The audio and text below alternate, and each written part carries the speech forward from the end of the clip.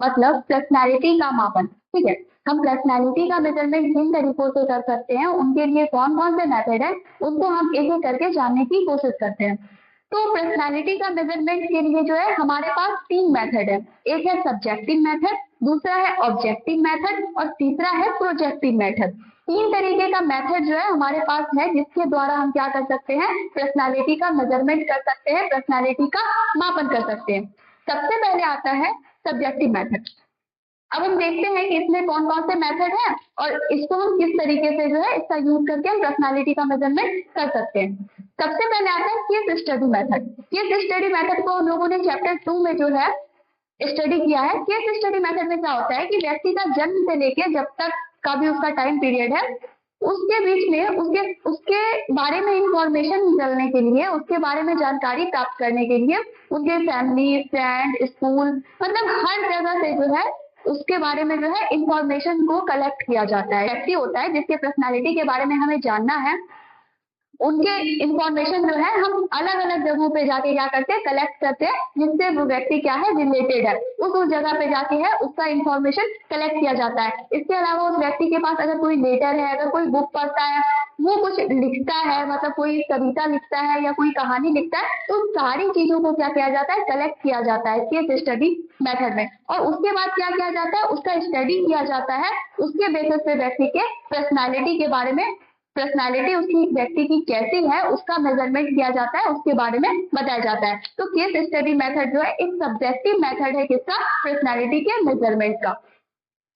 दूसरा है हमारा क्वेश्चनायर मेथड। इस मेथड के नाम से ही क्लियर है कि इसमें व्यक्ति से क्वेश्चन पूछा जाएगा, वो व्यक्ति आंसर देगा और उस बेसिस पे जो है उसके पर्सनालिटी का मेजरमेंट किया जाएगा। तो क्वेश्चनायर मेथड में क्या होता है, इसमें व्यक्ति से ओरल या रिटन फॉर्म में जो है क्वेश्चन पूछे जाते हैं। ये क्वेश्चन चार तरीके से पूछे जाते हैं, या तो ओपन इंडेड क्वेश्चन हो, मतलब जिसका व्यक्ति जो जवाब है वो बहुत विस्तार पूर्वक दे सकता हो। दूसरा क्लोज इंडेड क्वेश्चन, मतलब इसका जो आंसर है वो यस और नो में देना है। तीसरा फिगर रिलेटेड मतलब क्वेश्चन है, फिगर है, उस फिगर को देख के जो है हमें आंसर देना है, उस फिगर से हमें क्या समझ में आ रहा है। और तीसरा फोर्थ टाइप जो होता है वो है मिक्स, मतलब सारा दिया है, ओपन, क्लोज एंड फिगर, तीनों को जो है मिक्स करके जब क्वेश्चन दिया गया है हम उसे बोलते हैं मिक्स टाइप क्वेश्चन।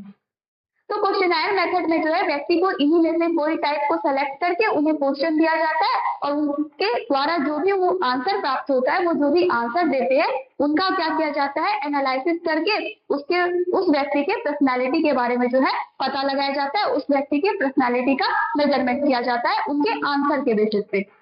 नेक्स्ट है हमारा ऑब्जर्वेशन मेथड। ऑब्जर्वेशन मेथड में क्या होता है कि व्यक्ति जो होता है, जो ऑब्जर्वर होता है, जब वो इस मेथड का यूज कर रहे होते हैं, जब वो ऑब्जर्वेशन कर रहे होते हैं किसी व्यक्ति का, तो ऑब्जर्वर जो है वो डायरेक्टली जो है किसी व्यक्ति का क्या करता है, ऑब्जर्वेशन करता है। ये क्या हुआ, एक डायरेक्ट मेथड हुआ, किसी व्यक्ति के पर्सनालिटी का ऑब्जर्वेशन करके वो क्या करता है, उसका मेजरमेंट करता है कि पर्सनालिटी जो है वो कितनी है, कौन सी पर्सनालिटी जो है, किस टाइप की पर्सनालिटी इस व्यक्ति में प्रेजेंट है और उसका मेजरमेंट क्या है।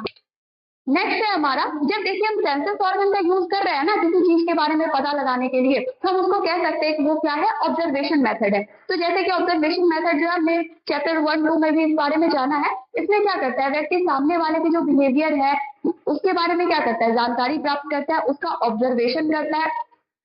तो इसमें ऑब्जर्वेशन मेथड में जो ऑब्जर्वर है वो जिसका ऑब्जर्वेशन कर रहे हैं जिस व्यक्ति के पर्सनालिटी का, उसके डायरेक्ट कांटेक्ट में है वो, ठीक है, वो डायरेक्टली जो है उसके पर्सनालिटी का ऑब्जर्वेशन कर रहे हैं और उनकी पर्सनालिटी का क्या करेंगे, ऑब्जर्वेशन करने के बाद उनका मेजरमेंट करेंगे। नेक्स्ट है हमारा इंटरव्यू मेथड। इंटरव्यू मेथड में जो होता है, दो व्यक्ति होते हैं, एक इंटरव्यूअर होता है, एक इंटरव्यू होता है। ठीक, इसमें क्या होता है कि एक व्यक्ति जो होता है उससे कुछ क्वेश्चन पूछे जाते हैं और क्वेश्चन जो है पूछे जाते हैं, इसके अलावा जो व्यक्ति पर्सनालिटी का मेजरमेंट कर रहा है उस जगह पे, जो इंटरव्यूअर है वो सामने वाले से क्वेश्चन पूछता है और उसके बेसिस पे जो है वो ये डिसाइड करता है कि उसकी पर्सनालिटी किस तरीके की है। उस व्यक्ति का क्वेश्चन अगर पूछा गया उस व्यक्ति से, तो उनके आंसर देने का तरीका, उनका एक्सप्रेशन किस तरीके का है, वो मतलब किस तरीके से आंसर दे रहा है, इन सारी चीजों को देख के जो है इंटरव्यू मेथड के द्वारा क्या किया जाता है, पर्सनालिटी का मेजरमेंट किया जाता है व्यक्ति का। नेक्स्ट है हमारा बायोग्राफी मेथड। बायोग्राफी मेथड में क्या किया जाता है कि वो जो व्यक्ति है उसे कहा जाता है कि आप अपनी लाइफ में हुआ कोई भी एक इवेंट के बारे में जो है लिखिए। तो अगर व्यक्ति ऐसा करता है, वो अपनी लाइफ के किसी भी इवेंट के बारे में लिखता है, तो इसके द्वारा जो है उसका स्टडी करता है, एनालिसिस करके जो व्यक्ति के पर्सनालिटी का मापन किया जाता है। तो ये क्या था, हमारा सब्जेक्टिव मेथड था। इसको सब्जेक्टिव मेथड हम क्यों कह रहे हैं, इसको सब्जेक्टिव मेथड हम इसलिए कह रहे हैं क्योंकि यहाँ जो भी मतलब पर्सनालिटी का मापन कर रहा है ना, पर्सनालिटी का जो मेजरमेंट कर रहे हैं वो डायरेक्टली कांटेक्ट में आके कर रहे हैं, ठीक है, वो इनडायरेक्टली नहीं कर रहे, बल्कि वो व्यक्ति क्या कर रहा है, डायरेक्टली किसी व्यक्ति के कांटेक्ट में आके उसके पर्सनालिटी का मेजरमेंट कर रहे हैं। तो इसका क्या है कि जो व्यक्ति पर्सनालिटी का मेजरमेंट कर रहा है सामने वाले व्यक्ति का, तो इस तरह का मेथड का जो रिजल्ट है उसके ऊपर जो है उस व्यक्ति का भी प्रभाव देखने को मिल सकता है। ये डायरेक्ट मेथड हो गया किसी भी व्यक्ति के पर्सनालिटी का मेजरमेंट का, ठीक है। नेक्स्ट है हमारा ऑब्जेक्टिव मेथड। ऑब्जेक्टिव मेथड में सबसे पहले आता है rating scale method. Rating scale method में क्या किया जाता है कि कोई व्यक्ति है, ठीक है, उसके अंदर बहुत सारी क्वालिटी है, उसकी कौन सी क्वालिटी उसमें ज्यादा है इस बारे में अगर हमें जानना है तो क्या किया जाता है, वोटिंग कराया जाता है। बोला जाता है लोगों को कि आप क्या कीजिए, वोटिंग कीजिए और इनके ये क्वालिटी में से आप बताइए कि इस व्यक्ति में कौन सी क्वालिटी जो है ज्यादा है। तो व्यक्ति जो है और जो लोग बैठे होते हैं वहां पे वो वोटिंग करते हैं और उस बेसिस पे जो है व्यक्ति के जो पर्सनालिटी है उसका क्या किया जाता है, मेजरमेंट किया जाता है। दूसरा है हमारा सुपरविजन मेथड। सुपरविजन मेथड जो होता है ये जो है साइंटिफिक मेथड हो गया एक तरीके का। इसमें कंट्रोल सिचुएशन में जो भी चीज, जो भी सिचुएशन जो है व्यक्ति के पर्सनालिटी के ऊपर अपना इफेक्ट डाल सकता है, उसको क्या किया जाता है, पहले कंट्रोल किया जाता है, उसके बाद जो है उस व्यक्ति के पर्सनालिटी का मेजरमेंट किया जाता है। किस मेथड में, सुपरविजन मेथड में। नेक्स्ट है हमारा सोशियोमेट्रिक मेथड। सोशियोमेट्रिक मेथड का भी यूज जो है वो वोटिंग करके व्यक्ति के बारे में जानने के लिए किया जाता है।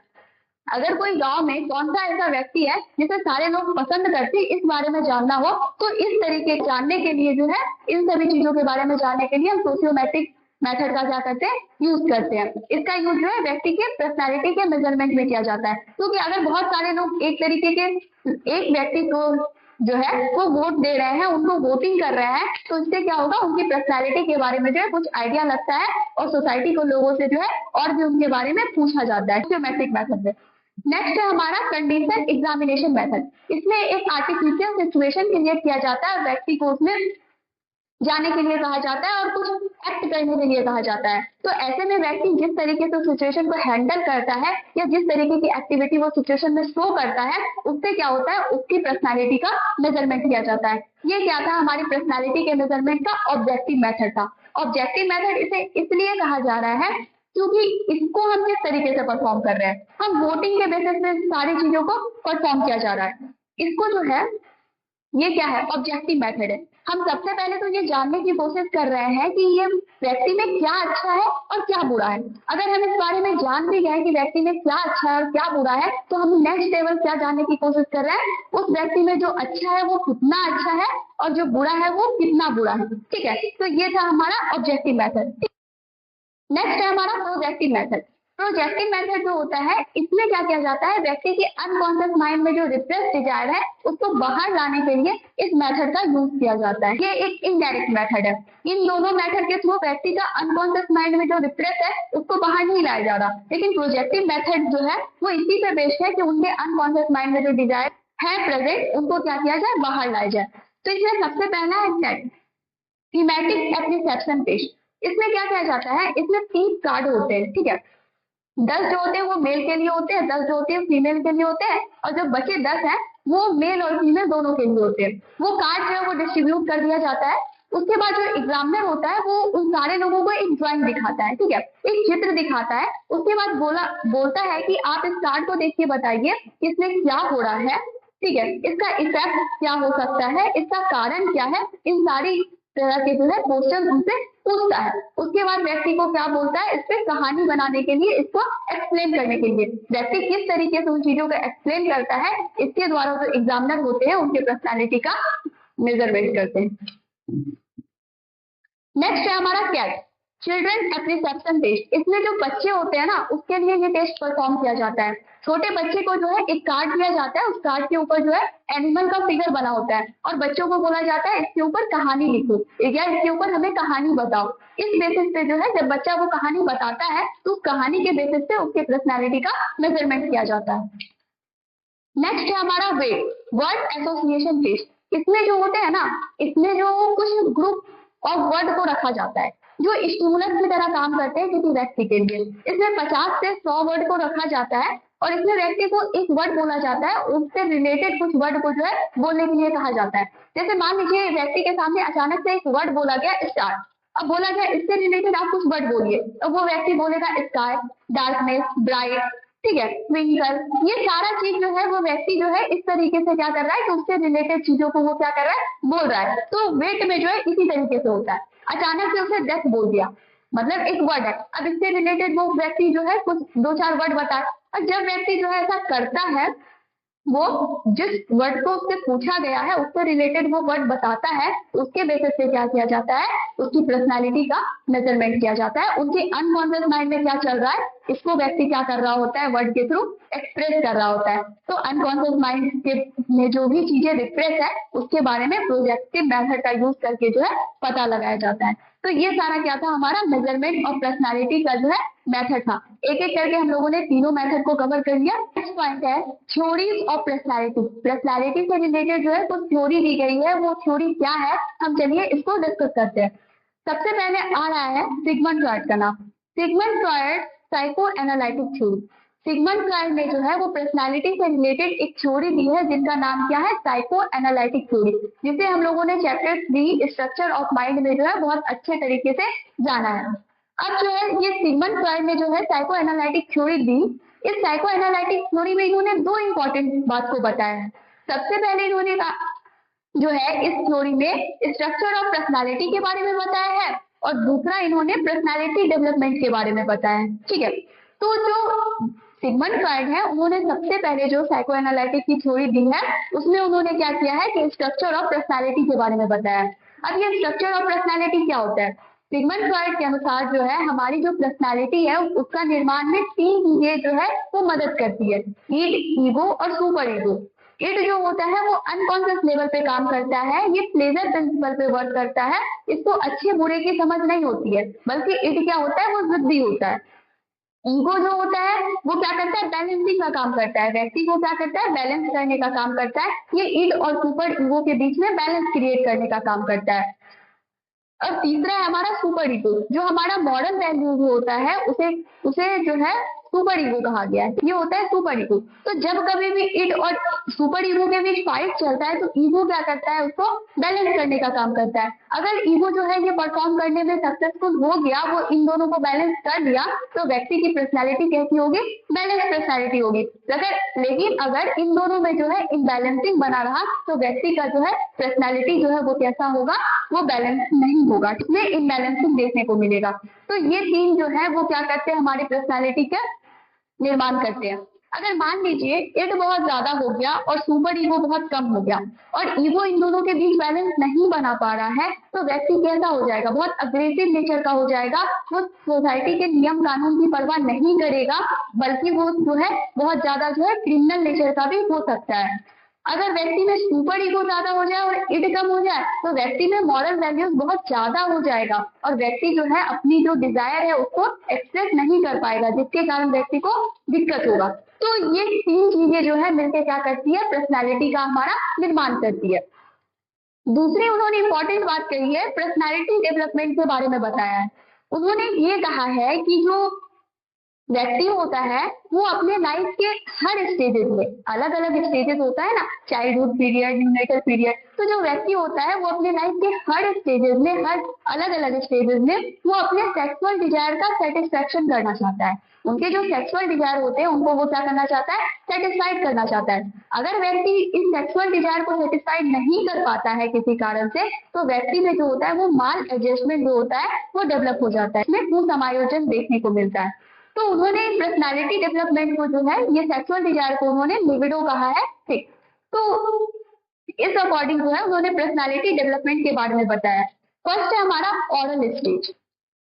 उन्होंने कहा है सबसे पहला स्टेज जो होता है वो ऑरल स्टेज होता है, जिसका टाइम पीरियड उन्होंने जो है 0 से 18 मंथ दिया है। तो इस एज ग्रुप का जो बच्चा होता है 0 से 18 मंथ का जो बच्चा होता है वो अपने सेक्सुअल डिजायर को कैसे सेटिस्फाइड करता है, वो बच्चा जो है अपने सेक्सुअल ड्राइव को जो है का सेटिस्फेक्शन के लिए वो माउथ और टंग का यूज करता है। ये बच्चा जो है वो सकिंग और स्वॉल्विंग द्वारा जो है अपने सेक्सुअल डिजायर को सेटिस्फाइड करता है, और इस प्रोसेस के द्वारा क्या होता है, बच्चे को प्लेजर भी मिलता है। अगर बच्चे को इस तरीके से सेटिस्फेक्शन नहीं मिलता है तो बच्चा क्या करने लग जाता है, अपना खुद का थंब सकिंग करने लग जाता है, बच्चा अंगूठे को टच करने लग जाता है। अगर इससे भी उनके सेक्सुअल डिजायर जो है वो फुलफिल नहीं होते हैं तो बच्चा जो है बाइटिंग करने लग जाता है। वो बाइटिंग के द्वारा जो है अपने सेक्सुअल डिजायर को पूरा करने की कोशिश करता है और प्लेजर प्राप्त करने की कोशिश करता है। तो ओरल स्टेज में जो है बच्चा, जो भी इसका टाइम पीरियड है उसमें व्यक्ति जो होता है वो इस तरीके से जो है सकिंग और स्वॉल्विंग और बाइटिंग के द्वारा जो है वो अपने सेक्सुअल डिजायर का सेटिस्फेक्शन करता है। नेक्स्ट है हमारा एनाल स्टेज। एनाल स्टेज में जो बच्चा होता है, जो भी इसका टाइम पीरियड है, उसमें क्या होता है कि वो बच्चा जो होता है वो अपनी यूरिन और स्टूल को रोक कर या उसे पास करके जो है वो सेक्सुअल डिजायर को अपना सेटिस्फाइड करता है। अगर वो ऐसा कर पाता है तो ठीक है, लेकिन अगर वो ऐसा नहीं कर पाता है तो जब वो बच्चा बड़ा होता है तो वो बच्चा जो है बड़ा होने, उसमें हेट बहुत ज्यादा देखने को मिलेगा, घृणा वाली जो भावना है वो बच्चे में ज्यादा देखने को मिलेगी। नेक्स्ट है हमारा फैलिक स्टेज। फैलिक स्टेज जो होता है इसका टाइम पीरियड 3 से 6 साल होता है। इसमें क्या होता है, इस एज ग्रुप तक आते आते बच्चों में क्या होता है कि वो जो है जेंडर को क्लासिफाई कर सकते हैं, उन्हें पता है कि ये मेल है और ये फीमेल है, उतना उनके पास सेंस आ जाता है। और इस एज ग्रुप में जो बच्चा होता है उसमें ऑडिपस कॉम्प्लेक्स या इरेक्टा कॉम्प्लेक्स जो है वो डेवलप हो जाता है, इसी एज ग्रुप में देखने को मिलता है। ऑडिपस कॉम्प्लेक्स में क्या होता है, ऑडिपस कॉम्प्लेक्स में जो होता है, जो मेल चाइल्ड होते हैं, जो मेल बच्चा होता है उसका जो है अपनी फीमेल, जो अपनी माँ की तरफ जो है थोड़ा अट्रैक्शन होता है, और अपने फादर से क्या होता है उनको थोड़ा हेट होता है, थोड़ा जेलसी होता है। और इरेक्टा कॉम्प्लेक्स में क्या होता है, इसमें जो फीमेल चाइल्ड होती है उसका क्या होता है कि अपनी माँ से थोड़ा जेलसी और हेट रखती है, और अपने फादर की तरफ क्या होता है थोड़ा उसका अट्रैक्शन देखने को मिलता है। ये किस स्टेज में होता है, फैलिक स्टेज में होता है। नेक्स्ट है हमारा लेटेंसी स्टेज। लेटेंसी स्टेज में क्या होता है कि बच्चे का जो ये सेक्सुअल डिजायर सेटिस्फाइड करने का जो ये प्रोसेस चल रहा था वो लेटेंसी स्टेज में आते साथ जो है थोड़ा कम हो जाता है, थोड़ा ये क्या हो जाता है, डाउन हो जाता है, और बच्चे का जो ये सेक्सुअल ड्राइव था वो जो है वो रिस्पेक्ट में बदल जाता है। माँ के प्रति जो है उसमें सम्मान की भावना आ जाती है, और वो माँ को किस नजर से देखता है, रिस्पेक्ट की नजर से देखता है। बच्चा अपने पिता को जो है उसके प्रति सम्मान की भावना से उसे देखने लग जाता है। किस स्टेज में, लेटेंसी स्टेज में।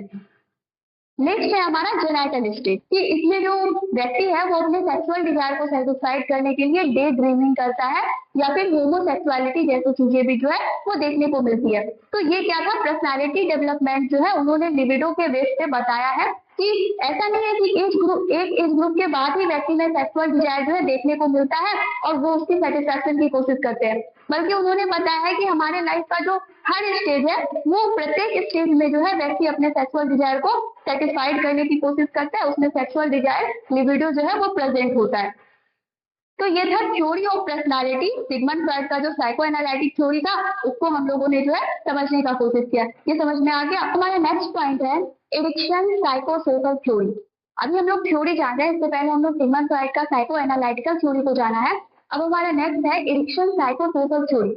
ये जो एडिक्शन है, मनोवैज्ञानिक उन्होंने क्या कहा कि उन्होंने एक थ्योरी, साइको सोशल थ्योरी, उन्होंने इस थ्योरी में जो है लाइफ में जो है उन्होंने इस थ्योरी में 8 स्टेजेस को बताया है। इस थ्योरी में उन्होंने 8 स्टेजेस को बताया, और उन्होंने ये कहा कि जो व्यक्ति के पर्सनालिटी का डेवलपमेंट होता है ना, वो एडोलसेंट एज तक ही नहीं होता, बल्कि ये है लाइफ टाइम जो है चलते रहने वाला प्रोसेस है पर्सनालिटी डेवलपमेंट। और उसके बाद इन्होंने ये कहा कि पर्सनालिटी का जो डेवलपमेंट है, व्यक्ति का जो पर्सनालिटी है उसके ऊपर उसका सोशल इंटरेक्शन का भी क्या होता है, इफेक्ट पड़ता है। प्रत्येक स्टेज में लाइफ का जो है उसका प्रत्येक स्टेज में जो है उस व्यक्ति को क्राइसिस का सामना करना पड़ता है, संकट का सामना करना पड़ता है। अगर वो इस क्राइसिस को सही तरीके से सुलझाने में सक्षम हो पाता है, उसको वो सही तरीके से सॉल्यूशन निकाल पाता है, तो उसका जो पर्सनालिटी के ऊपर है इसका अच्छा इफेक्ट पड़ता है।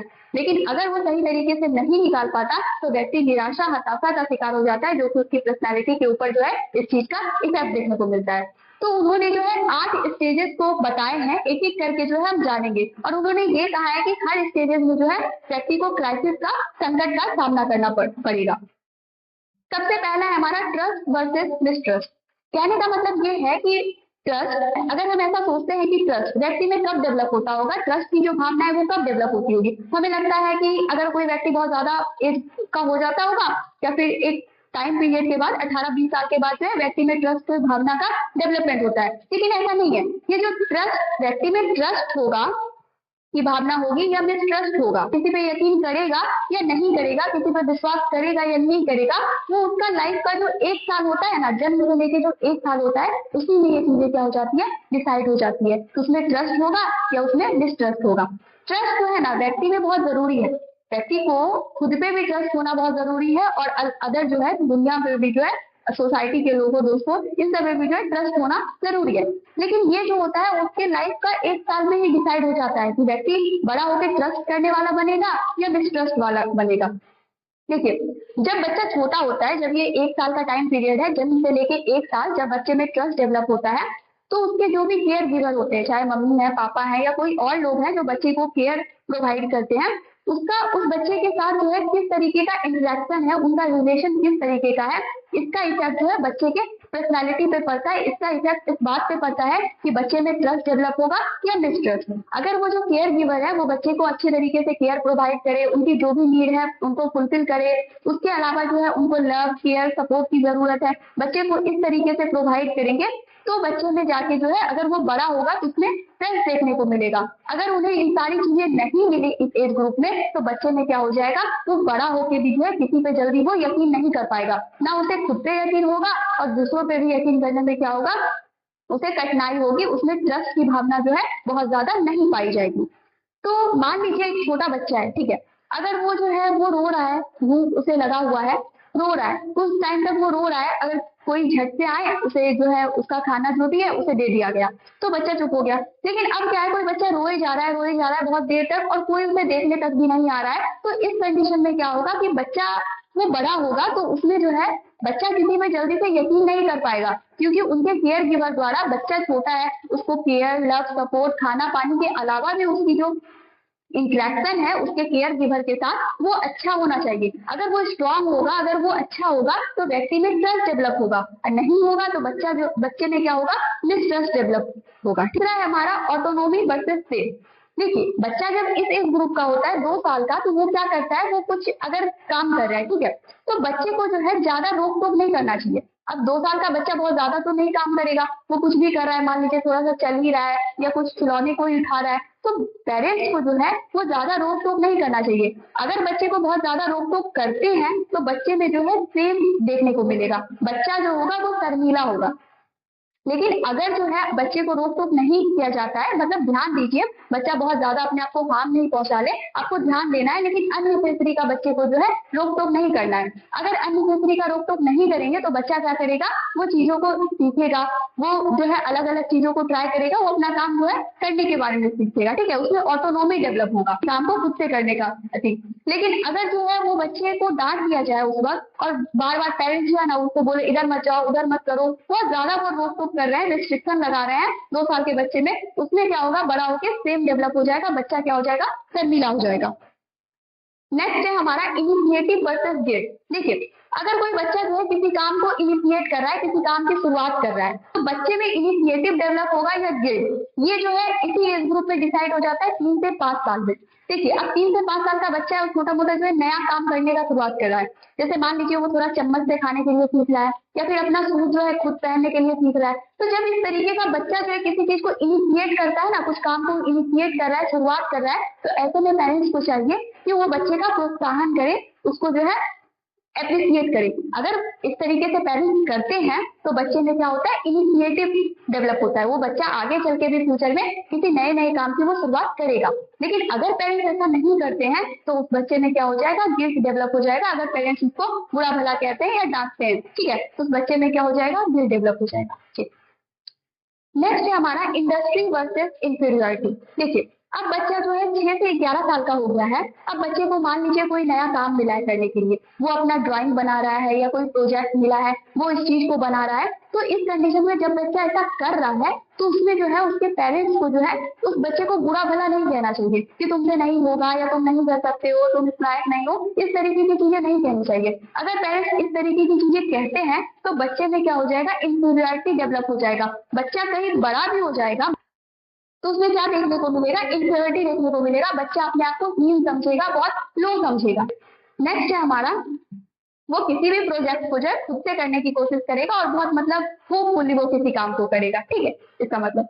नेक्स्ट है हमारा आइडेंटिटी वर्सेस आइडेंटिटी क्राइसिस। 12 से 18 साल में जो एडोलेसेंट एज ग्रुप बताया गया है, इसमें क्या होता है, व्यक्ति को अपना आइडेंटिटी बनाना होता है, खुद की पहचान बनानी होती है। अगर वो बच्चा खुद की पहचान बनाने में कामयाब हो गया तो उनकी आइडेंटिटी बन गई, एक पहचान बन गई, जिस तरीके का पहचान हो। अगर वो नहीं बना पाता है तो व्यक्ति में क्या हो जाता है, आइडेंटिटी क्राइसिस हो जाता है, बच्चा जो हो जाता है वो कंफ्यूज हो जाता है और परेशान रहता है। नेक्स्ट है हमारा इंटीमेसी वर्सेस आइसोलेशन। कहने का मतलब ये है कि कोई व्यक्ति जो है किसी के साथ जो है जुड़ना चाहता है, मतलब किसी से फ्रेंडशिप करना चाहता है, वो अपने दोस्तों के साथ जो है बहुत घुलना मिलना चाहता है। अगर वो ऐसा करने में कामयाब हो गया, अगर वो ऐसा कर लेता है तो उसमें इंटीमेसी डेवलप होती है, घनिष्ठता की भावना डेवलप होती है। लेकिन अगर वो ऐसा नहीं कर पाता है उसमें आइसोलेशन हो जाता है, वो व्यक्ति क्या करता है, सबसे अपने आप को अलग कर लेता है। नेक्स्ट पॉइंट है हमारा जनरेटिविटी वर्सेस स्टेग्नेशन। कहने का मतलब ये है कि ये एक ग्रुप जो है 35 से 60 साल का जो एज ग्रुप होता है, इसमें क्या होता है कि पेरेंट्स जो होते हैं इस एज ग्रुप में बच्चे के बारे में सोचते हैं कि बच्चा को जो है ना वो हम गाइड करें, सही तरीके से गाइड करें ताकि बच्चा जो है वो लाइफ में कुछ बेहतर कर पाए। अगर वो इस तरीके की चीजें करने में सक्सेसफुल हो जाते हैं तो उनमें जनरेटिविटी डेवलप होता है। लेकिन अगर वो इस चीज को करने में सक्सेसफुल नहीं हो पाते हैं, अगर वो गाइड नहीं कर पाते हैं सही तरीके से और बच्चा जो है सही तरीके से, जिस तरीके से उनको होना चाहिए बच्चे से जो था कि बच्चा जो है अगर हम सही गाइड कर देते तो मेरा बच्चा जो है आज यहाँ होता है, इस तरीके से अगर वो गाइड नहीं कर पाने की वजह से उसका बच्चा गलत रास्ते पे चला जाता है तो इस कंडीशन में क्या होता है, उसमें स्टेग्नेशन जो है वो डेवलप हो जाता है। नेक्स्ट है हमारा इंटीग्रिटी वर्सेस डिस्पेयर। कहने का मतलब ये है कि जो व्यक्ति होते हैं, अब इस एज ग्रुप में चले गए 60 साल, अब वो व्यक्ति क्या करता है, अपना पिछले लाइफ को देखता है और लाइफ को देख के वो सोचता है कि हमको जो करना था हम किए, हमको जो जो पसंद था वो काम किए, हमें जो है ना अपनी बीते हुए लाइफ से जो है कोई शिकायत नहीं है, हम बिल्कुल सेटिस्फाइड है। अगर वो ऐसा कहता है कि हम अपनी बीती हुई लाइफ से जो है बिल्कुल सेटिस्फाइड है, वो उसको सोच के खुश होता है, उसे सेटिस्फेक्शन मिलता है, तो व्यक्ति में इंटीग्रिटी का डेवलपमेंट होता है। लेकिन अगर व्यक्ति जो है निराशा जो है, अगर ऐसा नहीं, वो अपने पिछली जो जिंदगी उसने जी है, मतलब पहले का जो है पिछली मतलब पिछला जन्म नहीं, 60 साल के पहले का जो उसका लाइफ है, अगर उससे वो संतुष्ट नहीं है, अगर उससे वो खुश नहीं है जिस तरीके से उसने जिया है, तो व्यक्ति में क्या होता है, डिस्पेयर मतलब निराशा देखने को मिलता है। तो ये था एरिक्सन साइकोसोशल थ्योरी, जिन्होंने 8 स्टेजेस में जो है पर्सनालिटी डेवलपमेंट को बताया है। तो ये जो हमारा पर्सनालिटी चैप्टर था वो कंप्लीट हुआ, ठीक है, थैंक यू।